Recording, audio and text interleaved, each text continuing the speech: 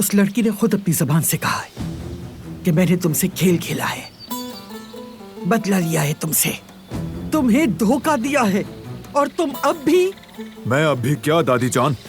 बेटा तुम अब भी उसकी तरफदारी कर रहे हो। आपने वो सब मुझे बचाने के लिए किया, शुक्रिया, लेकिन ये सब इस तरह नहीं होना चाहिए था। उस औरत की एक सौतेली बेटी थी जिसका नाम था गुलशा। एक हादसे में उसकी मौत हो गई। खैरियत तो है? ये साले कौन है? जो भी जैसा भी है, आपको उससे क्या? चाहे मेरा दोस्त हो या हो सकता है कि कल को मेरा बॉयफ्रेंड बन जाए और आप। चुप। मुझे पता है मुझे क्या करना है। उसे बोलने पर मजबूर करना, सबिया और उसके ताल्लुक को वाज़ेह करने का एक तरीका है।